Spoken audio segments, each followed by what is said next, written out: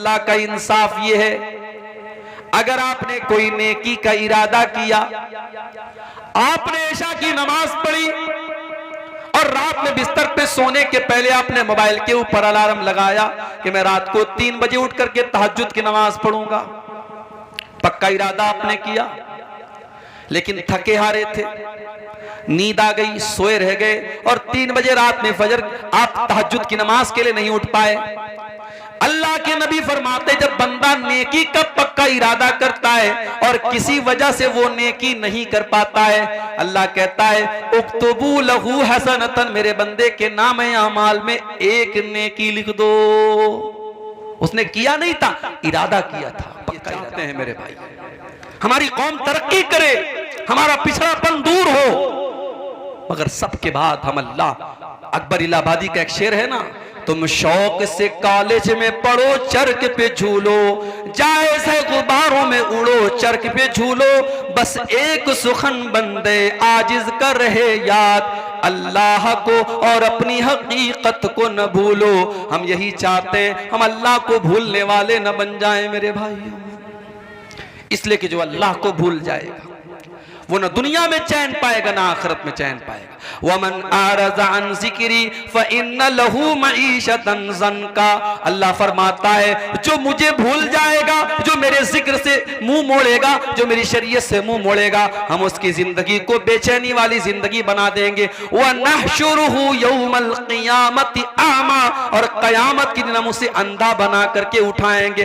क़ाल rabbi lima हशरतनी आमा, और क़यामत के जब अंधा बना करके उठाएंगे तो कहेगा अल्लाह मुझे अंधा क्यों बना दिया। अल्लाह फरमाएगा कज़ालिका अततका आयातुना फनसीतहा व कज़ालिकल यौम तुनसा, ऐ मेरे बंदे जब कुरान पढ़ा जाता था, जब मेरे नबी की हदीसें पढ़ी जाती थी, तू भी तो अंधा और बहरा बन जाता था, न तू कुरान को सुनता था न हदीसों को सुनता था, मेरी बातों को तू सुन करके अनसुना कर दिया करता था। आज हम तुझे भूल जाएंगे। मेरे प्यारे साथी, फितनों का ये दौर है, और फितनों की जब बात आई है तो एक बहुत बड़ा फितना इस दौर का जो हमें महसूस हो रहा है, वो फितना है माल का फितना। पैसा कमाने के पीछे हमारा नौजवान अंधा बना हुआ है। मेरे पास अभी व्हाट्सएप पर मैसेज आया, मौली साहब एक कंपनी आई है, 10,000 रुपया लगा दो, हर महीने 2,000 रुपये मिलेंगे, 5 महीने में रकम खाली हो जाएगी, उसके बाद जो पैसा मिलेगा सब बेनिफिट होगा। मैंने कहा वो कंपनी कारोबार क्या करती है? कहा मौली साहब ये तो नहीं पता। कहते क्रिप्टो कोई कंपनी है, क्रिप्टो की कंपनी है, वो पैसा ले रही है। मैंने कहा कारोबार क्या करती है? नहीं मालूम। पूरे गांव के लोग पड़े हुए हैं, मौलवी साहब, मस्जिद के इमाम साहब भी वो काम कर रहे हैं। माफ करना मेरे भाई, कोई काम अगर इमाम साहब शुरू कर दे तो वो जायज नहीं हो जाएगा, कोई काम अगर मौलवी साहब शुरू कर दे तो वो जायज नहीं हो जाएगा। आपको पता करना पड़ेगा कि वो काम जायज भी है कि नहीं है। मेरे प्यारे नौजवान साथियों, कभी अल्लाह का शुक्र अदा किया करो कि अल्लाह ने हराम चीजों की तो लिस्ट बताई है, लेकिन हलाल चीजों की लिस्ट नहीं बताई है। पूरे कुरान में अल्लाह ने कहीं पर हलाल की लिस्ट नहीं बताई, हराम की लिस्ट बताई। इन्नमा हर्रमा अलैकुमुल मैतता वद्दमा वलहमल खिंजीरी वमा उहिल्ल बिही लिगैरिल्लाह। ऐ ईमान वालो, अल्लाह ने तुम्हारे ऊपर मुर्दार को हराम किया है, खून को हराम किया है, सूअर के गोश्त को हराम किया है, गैरुल्लाह का जिस चीज पर नाम लिया जाए उसको हराम किया है। हराम की तो लिस्ट बताई अल्लाह ने, लेकिन हलाल की लिस्ट नहीं बताई है। मेरे प्यारे भाइयों, आप कारोबार कीजिए, आप बिजनेस कीजिए, और छोटा किसी बिजनेस को आप छोटा मत समझिए। हमारे एक साथी थे बनारस में, जामे सल्फिया बनारस में, जहां से हमने तालीम हासिल की, वहीं से उन्होंने तालीम हासिल की। वो रहने वाले थे सूरत के, गुजरात के। आप लोगों ने कभी सुना होगा कि गुजराती लोग जो होते हैं कारोबार में बहुत आगे होते हैं, और इस पूरे भारत को भी 2 गुजराती चला रहे हैं, मालूम है ना आपको? 2 गुजराती पूरे भारत को चला रहे हैं। तो गुजराती लोग कारोबार में बहुत आगे होते हैं। तो हमारा वो जो साथी था सूरत का, उससे मेरी मुलाकात हुई 5-6 साल के बाद। तो मैंने पूछा कि भाई क्या करते हो तुम? अब भाई मौलवी लोग क्या करते हैं, कोई कहीं खुतबा दे रहा है, किसी मदरसे में पढ़ा रहा है, या बिहार में आमतौर से मदरसा खोल लेते हैं मौलाना लोग। तो मैंने सोचा शायद इन्होंने भी कोई मदरसा खोल लिया हो या मदरसा में पढ़ा रहे हो। तो कहा कि मेरे अब्बू की पकोड़े की दुकान है, हमारे अब्बू की पकोड़े की दुकान है, मैं वो चला रहा हूँ, बहुत अच्छी चल रही है। तो मुझे यार, मैंने कहा यार तुम मौलवी हो के पकोड़े की दुकान पे तुमको अच्छा लगता है? तो उसने कहा क्या बुरा है, बिजनेस है, कारोबार है, आज़ाद हूँ मैं, मेरी अपनी दुकान है, मैं डेली जो है दिन भर दुकान पर बैठता हूँ और अच्छा खासा माशाल्लाह 2000-3000 का काम कर लेता हूँ और आज़ाद भी हूँ, कहीं जाना है कोई प्रॉब्लम नहीं, किसी का गुलाम नहीं हूँ, किसी की नौकरी नहीं है। ये सोच थी उसकी। तो गुजराती था। तो बताना ये चाहता हूं कि अगर आप कारोबार करना चाहें, तिजारत करना चाहें, हजारों रास्ते हैं आपके पास, लेकिन आप रातों रात अमीर बनना चाहते हैं। हमारे नौजवान को 10,000 वाला मोबाइल नहीं चाहिए, उसको 50,000 वाला आईफोन चाहिए। कमा रहा है 5,000 रुपया महीना और फोन कौन सा चाहिए? आईफोन चाहिए। और आईफोन खरीदने वाले आमतौर से क्या करते जानते हो? वो स्टेटस सिंबल है, उसको उतनी जरूरत नहीं है आईफोन की, उसको आईफोन चलाना भी नहीं आता है, मगर जब 4 लोगों के सामने आईफोन का वो जो एप्पल बना होगा, वो जो दिखेगा ना, तब लोग कहेंगे कि हाँ यार इसकी हैसियत है। क्या स्टेटस के पीछे मर रहे हो मेरे भाई? ये आईफोन को तुमने स्टेटस बना के रखा है। ये महंगा कपड़ा पहन लिया, महंगा मोबाइल ले लिया, महंगा घर बना लिया, तो तुम्हारा स्टेटस बहुत ऊंचा हो गया। माफ करना मेरे भाई, अल्लाह क्या स्टेटस इन सब चीजों से नहीं बनेगा। इन्ना करमकुम इंदल्लाहि अत्काकुम, अल्लाह ताला क्या अगर किसी का स्टेटस ऊंचा होगा तो उसका होगा जिसके अंदर अल्लाह का तकवा होगा। मेरे नबी की जिंदगी को देखो मेरे भाइयों, मेरे नबी का मकान भी कोई आलीशान नहीं, मेरे नबी का कपड़ा भी कोई आलीशान नहीं, मेरे नबी के घर में कोई फर्नीचर भी नहीं। आपकी जिंदगी तो ऐसी गुजरी कि अल्लाह के नबी एक चटाई पर लेटा करते थे। एक दिन आप चटाई पर से उठते हैं और आपकी पीठ पर चटाई के निशान पड़े हैं। साहबे किराम ने देखा, अय अल्लाह के नबी, लवित तखजना लकवितान या रसूल अल्लाह, अय अल्लाह के नबी आप हमें इजाजत दे दें, हम आपके लिए गद्दे का इंतजाम कर दें, हम आपके लिए आरामदेह बिस्तर का इंतजाम कर दें। आपने क्या जवाब दिया मेरे प्यारे साथियों? जरा अपने नबी का जवाब सुन लेना। फरमाया माली वली दुनिया, ओ लोगों मेरा दुनिया से क्या लेना देना है। माना इल्ला करा के बिन इस्तज़ल्लता तशजरतिन सुम्मा राह फतरकहा, अरे मैं तो एक परदेसी की तरह हूं, मैं तो मुसाफिर की तरह हूं जो किसी पेड़ के नीचे थोड़ी देर हाल्ट करता है, थोड़ी देर आराम करता है, फिर अपनी मंजिल की तरफ चला जाता है। मैं दुनिया में रहने के लिए नहीं आया हूं, मेरी मंजिल तो आखिरत है, मैं आखिरत की तैयारी करने के लिए आया हूं। आज हम दुनिया के पीछे मरे जा रहे हैं। सुबह नींद खुलती है तब से लेकर रात में सोने तक एक मर्तबा भी हमारे ज़हन में आखिरत की फिक्र पैदा नहीं होती, जन्नत की फिक्र नहीं पैदा होती, जहन्नम से बचने की चिंता नहीं होती। हाय दुनिया, हाय दुनिया, हाय दुनिया। मेरे प्यारे साथियों, ये माल और औलाद भी अगर आपको अल्लाह से दूर कर दे तो ये बहुत बड़ा फितना है। अल्लाह कुरान में कहता है इन्नमा अमवालुकुम व औलादुकुम फितना, तुम्हारा माल भी तुम्हारे लिए फितना है, तुम्हारी औलाद भी तुम्हारे लिए फितना है। अगर माल के चक्कर में तुम हराम रास्ता अपना रहे हो और औलाद के चक्कर में तुम गलत रास्ता अपना रहे हो तो माल भी फितना है और औलाद भी फितना है। मेरे भाइयों, अल्लाह के प्यारे नबी मिंबर पे खुतबा दे रहे हैं, जुमा का खुतबा आप दे रहे हैं। आपके नवासे हजरत हसन हुसैन जिनकी उम्र 4-5 बरस की है, वो दोनों मस्जिद में आ रहे हैं। 5 साल के बच्चे चलते भी हैं तो गिरते पड़ते हुए चलते हैं। हदीस के अल्फाज हैं, हजरत हसन हुसैन गिरते पड़ते फिसलते हुए मस्जिद में चले आ रहे हैं। अल्लाह के प्यारे नबी की नजर अपने नवासों पर पड़ी और वो दोनों नवासे लाल रंग का कुर्ता पहने हुए हैं। पता ये चला कि लाल रंग का कुर्ता पहनना जायज है, लाल रंग का कपड़ा पहनने में कोई हर्ज की बात नहीं है। हाँ, सैफ्रॉन कलर का कपड़ा नहीं पहनना चाहिए, जाफरानी कलर का कपड़ा, वो मुशरिकों की पहचान है, वो उनका शियार है। अगर कोई रेड कलर का लाल रंग का शर्ट पहनता है, कुर्ता पहनता है, चाहे मर्द हो चाहे औरत हो, कोई हर्ज की बात नहीं। नबी के नवासे लाल रंग का कुर्ता पहन करके आ रहे हैं और अल्लाह के नबी की नजर पड़ गई। हदीस के अल्फाज हैं, आपने अपने खुतबे को रोका और आपने अपने दोनों नवासों को गोद में लिया, उनको लाडो प्यार किया और उनको प्यार करने के बाद आपने फरमाया कि ओ लोगो, अल्लाह ताला ने कितनी सच्ची बात कही है कुरान में, इन्नमा अमवालुकुम व औलादुकुम फितना, तुम्हारा माल तुम्हारे लिए फितना है, तुम्हारी औलाद तुम्हारे लिए फितना है। अच्छा एक बात बताओ, अल्लाह के नबी ने खुतबा रोका, नवासों को गोद में लिया और ये बात कही। इसमें कितना टाइम लगा होगा? ज्यादा ज्यादा 2 मिनट लगा होगा, 3 मिनट लगा होगा, 5 मिनट मान लो। 5 मिनट के लिए अल्लाह के नबी ने खुतबे को रोका और अपने नवासों को, अपने बच्चों को गोद में लिया, तो आपने उसको फितना कहा है। और हमारा हाल क्या है? हमारा हाल तो यह है कि 24 घंटे दुनिया में डूबे हुए हैं, दुनिया के लालच में पड़े हुए हैं और इस कदर लालची हो चुके हैं। अजान की आवाज आती है, 5 टाइम अजान देने वाला अजान दे रहा है, अस्सलातु खैरुम मिन नौम की आवाज दे रहा है, और हम अपनी दुकान पे बैठे हुए हैं। हमारा कारोबार चल रहा है, हमारा बिजनेस चल रहा है, हमारी दुकान बंद नहीं हो रही, हमारे कारोबार पर कोई फर्क नहीं पड़ रहा है।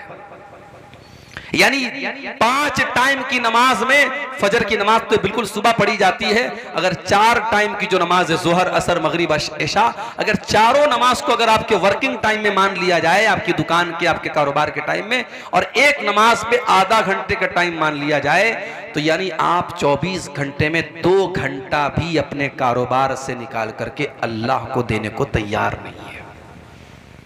जो अल्लाह आपको खिला रहा है, पिला रहा है, आपको ऑक्सीजन दे रहा है। मां के पेट में हम थे, अल्ट्रासाउंड के बगैर मां के पेट का भी फोटो नहीं आता है। अल्ट्रासाउंड जब होता है तो वो कैमरा जो होता है वो मां के पेट के अंदर रोशनी करके तब फोटो लेता है।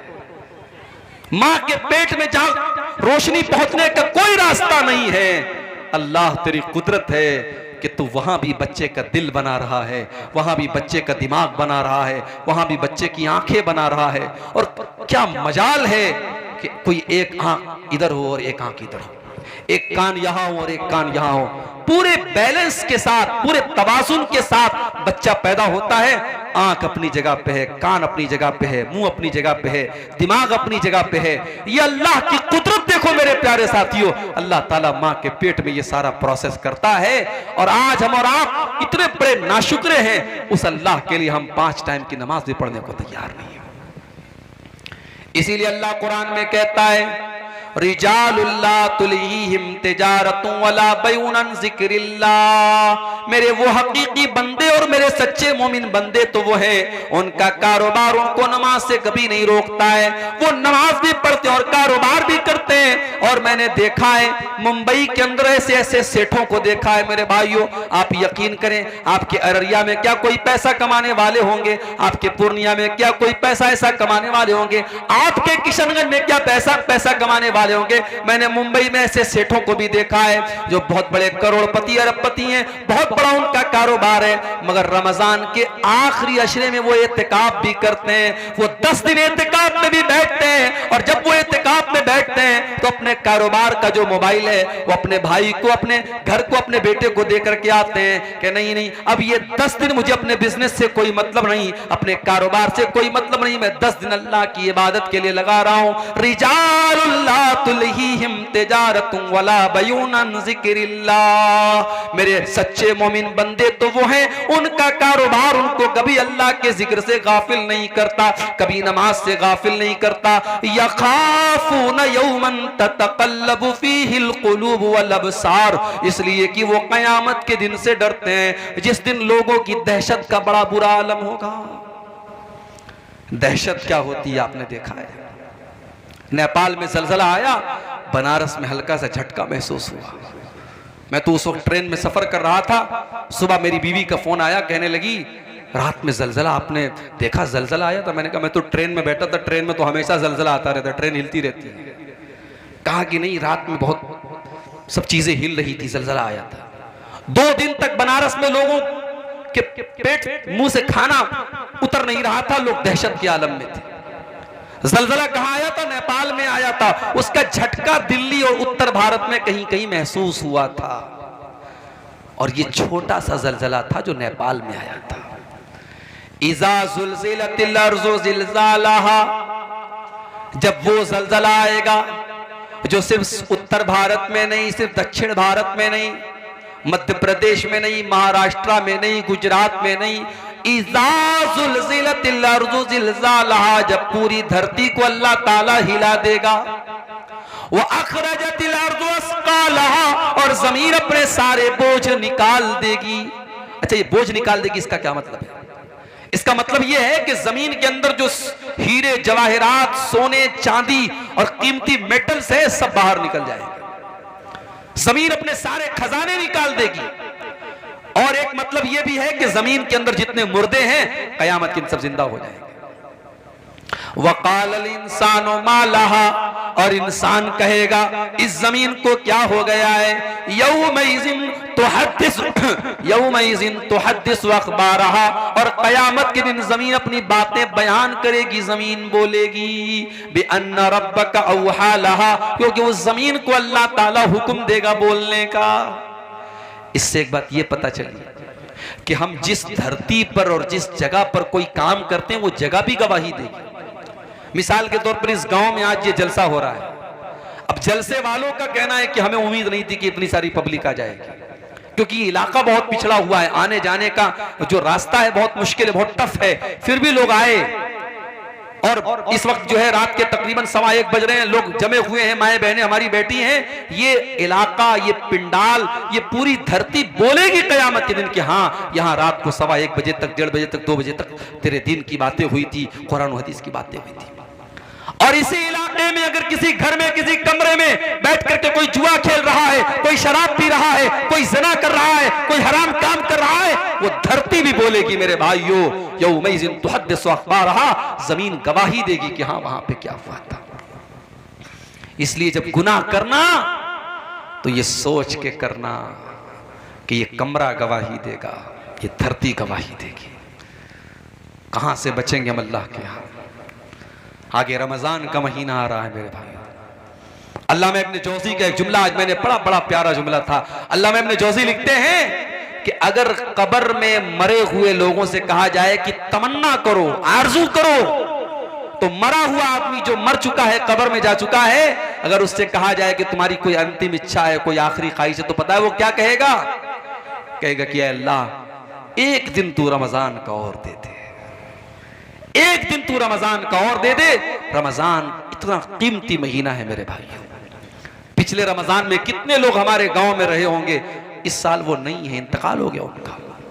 कितने बूढ़े लोग, कितने नौजवान लोग, कितनी औरतें पिछले रमजान में थी, इस साल नहीं है। और इस साल अल्लाह ताला हमको ये तौफीक दे रहा है, सन 2024 का और हिजरी कैलेंडर के हिसाब से 1445 हिजरी का रमजान हमें मिलने वाला है, अगर हम जिंदा रहे, अगर हमारी हयात बाकी रही। अल्लाह ने हमें एक चांस दिया है मेरे भाई कि अपने आप को हम सुधार ले, तौबा कर लें। और जब हम तौबा करेंगे, हमने जितने गुनाह किए अल्लाह सब माफ कर देगा। अच्छा, दुनिया में इंसाफ का पैमाना अलग है। दुनिया का इंसाफ क्या कहता है कि अगर किसी ने अच्छा काम किया उसको बदला दिया जाए, किसी ने बुरा काम किया उसको सजा दी जाए। दुनिया का इंसाफ तो यही है। अल्लाह का इंसाफ बड़ा निराला है। अल्लाह का इंसाफ ये है, अगर आपने कोई नेकी का इरादा किया, आपने इशा की नमाज पढ़ी और रात में बिस्तर पे सोने के पहले आपने मोबाइल के ऊपर अलार्म लगाया कि मैं रात को 3 बजे उठ करके तहज्जुद की नमाज पढ़ूंगा, पक्का इरादा आपने किया, लेकिन थके हारे थे, नींद आ गई, सोए रह गए और 3 बजे रात में फजर आप तहज्जुद की नमाज के लिए नहीं उठ पाए। अल्लाह के नबी फरमाते, जब बंदा नेकी का पक्का इरादा करता है और किसी वजह से वो नेकी नहीं कर पाता है, अल्लाह कहता है उक्तुबू लहू हसनतन, मेरे बंदे के नाम अमाल में एक नेकी लिख दो। उसने किया नहीं था, इरादा किया था, पक्का इरादा किया था। और अगर बंदा वो नेकी का काम कर लेता है, अल्लाह फरिश्तों से कहता है उक्तुबू लहू अशरा हसनात, उसके नाम आमाल में 10 नेकी लिख दो।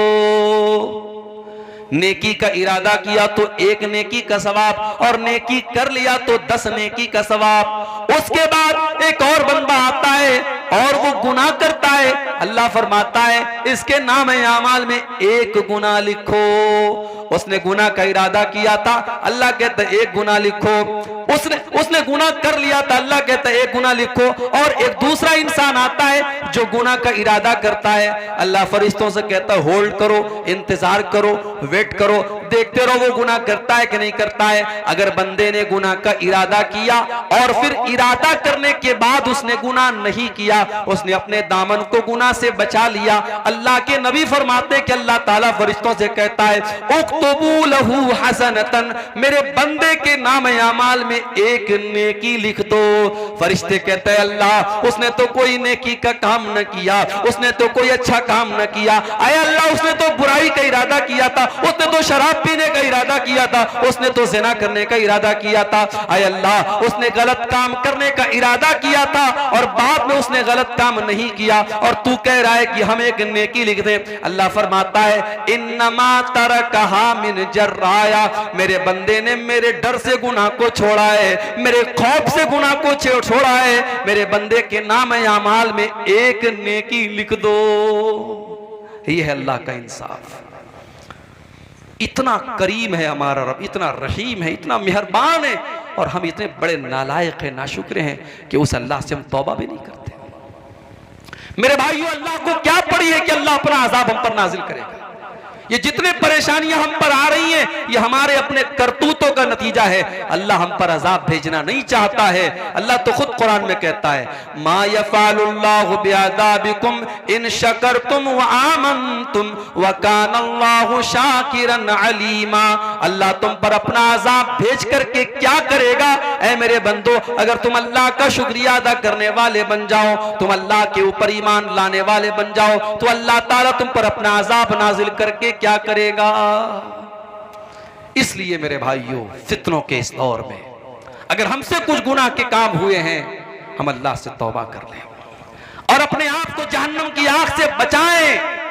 और जहन्नम की आग से बचाने के लिए बहुत सारे नेकी के काम आप कर सकते हैं। अल्लाह के नबी ने फरमाया इत्तकुन्नार वलौ बिशिक्की तमरा, खजूर का टुकड़ा भी अल्लाह के रास्ते में दे करके अपने आप को जहन्नम की आग से बचा सकते हो तो बचा लो। ये मदरसा है, ये मस्जिदें हैं, ये दीन का काम है जहां आपसे चंदे की अपील की जा रही है। अल्लाह का शुक्र अदा करो कि आपसे चंदा मांगा जा रहा है, आपसे बाकायदा मौलवी लोग माइक पर आकर के आपसे अपील कर रहे हैं। वरना कयामत के पहले तो एक ऐसा दौर भी आएगा, अल्लाह के नबी फरमाते हैं कि सदका देने वाला सदका लेकर के निकलेगा, माल लेकर के निकलेगा और कोई उसका सदका कबूल करने वाला नहीं होगा। इतना माल लोगों के पास आ जाएगा, इतना पैसा लोगों के पास आ जाएगा कि सदका करने वाला और दान देने वाला दान देना चाहेगा और सदका करना चाहेगा, मगर उसके सदका को कोई कबूल करने वाला नहीं होगा।